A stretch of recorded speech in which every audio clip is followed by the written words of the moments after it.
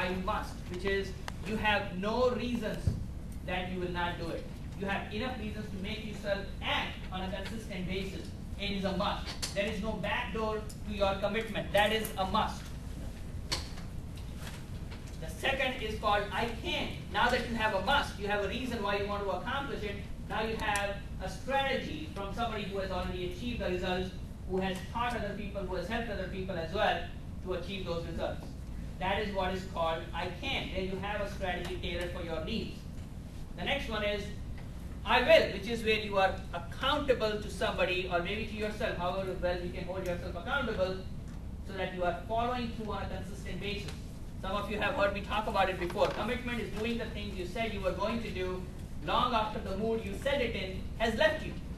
Okay, that is a critical part because that is the part which will make you act in a way that you did not act before.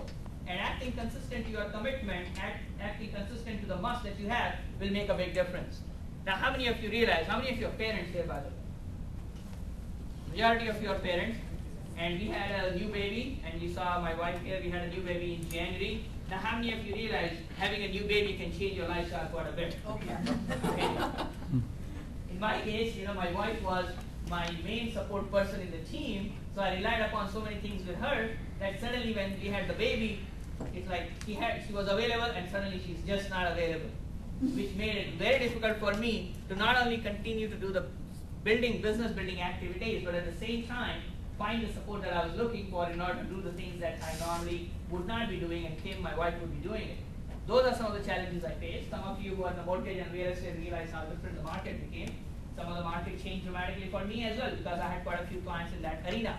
I had to restructure my thinking because just getting the same place where you are getting business from, if it is not working, you'll start looking in other areas, isn't it?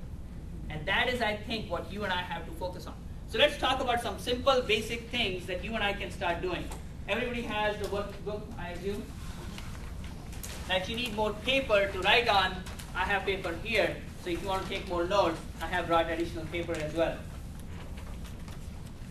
Anyway, the first page here is talking about the universal marketing cycle. Very simple, very basic. But the thing is, most of us make our lives too complicated and not take the time to understand what are some of the things driving our business.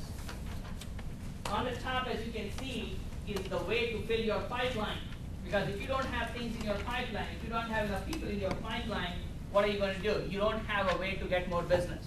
So what are some of the ways that you can fill your pipeline? Very simple. Attract prospects, make contacts, gather leads, collect referrals.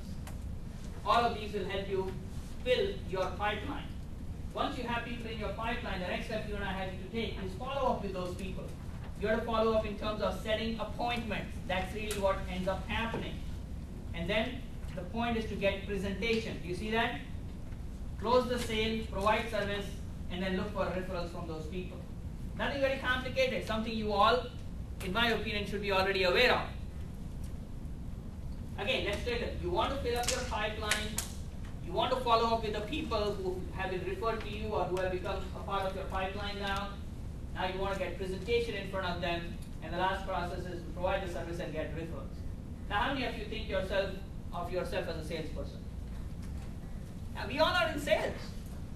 And this is basic sales, which is one of the things what Rick does very well. He knows how to focus on the basics, which is what he's going to talk about in more detail later on. But the point is, if you realize that this is the step process, because it's easy to get complicated. It's easy to say, hey, you know what, I have a great looking website, I have a great looking billboard, lots of advertisement in different places. Let's just focus on saying, okay, is my pipeline full? If it is not full, then you have to do enough marketing to be in front of people. Your marketing is not effective. Let's take a look at the next page, which is talking about the marketing strategies for the service business. Now, pretty much most of us here are in the service business. A couple of you might look at yourself as a product business, but really, overall, we are all in the service business. So let's take a look at some of the activities you and I can take to get our marketing strategies. Now, the top is most effective, and the bottom is least effective. The first one is direct contact and follow-up, which means what? I go to John, I shake his hands. This is direct contact. Or I pick up the phone and dial his number. That's direct contact. That is going to be the most effective. How many of you go to different networking events or call on different people, and that is predominantly the type of activity you do in order to get clients? Yeah, because that is most effective for you. You are in front of the people. What I'm doing right now, to some degree, is direct contact, but I'll explain it fits in a little bit later as well. The second one is networking and referral building.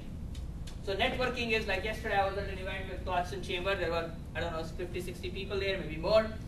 Shook hands with some people, I'll follow up with some people, etc. The point is what? You were at an event or a location where you had an opportunity to meet somebody yourself. The next is public speaking. What is public speaking? Public speaking is when you are invited to speak in front of other people. And I think that's what Annie you were talking about. So maybe you speak on a small scale at a Rotary Club or a Kiwanis Optimist Club, or it might be a much bigger event, like Rick and I were at an event last week where Rick was one of the guest speakers there. There were what, 1,500 plus people there? 1,800 people. Okay, 1,800 people were there, and these are all from the mortgage business predominantly. And he was one of the guest speakers. So guess what? He got to expose his expertise in front of 1,800 people. He didn't have to pay to be there. Okay, he didn't put on the event. He didn't have to work hard to put people in the seats as well. So that is one of the best ways you can be exposing your talent in front of people. How many of you think that would be a good use of your time? Correct? So look at your calendar. Look at the ways that you can promote yourself, because public speaking is one of the best ways to do it. One of the best parts about public speaking is what? You become known as an expert, right? As soon as you're in front of a group of people, they look at you as an expert. Why do I do my seminars? Because the moment I stand in front of people, I become known as an expert. How many of you use public speaking as your way of promoting yourself currently? Okay, very few people. I recommend you do more of that, correct? I talked to Marie about it, and she has been really going gung-ho with speaking in front of different groups. And recently you went to what, Oakland University and spoke at their meeting? I did a seminar on tax implications of your retirement income for Oakland University. As a matter of fact, I got some feedback just Wednesday on that. I'll stand up. I got feedback on that just Wednesday. They said that was the best seminar they've had. We had like 27 people show up, and it was publicized. And everyone that got there, there's like 3,300 members, I think it is, at the OU Credit Union, and everyone had that notice in their statement that I was going to be giving a presentation. So exactly, again, exactly. Give her a round of applause. Very good. We're talking about public speaking. Is there a way to improve public speaking, Marie? You want to mention that quickly? Toastmasters. We have cards.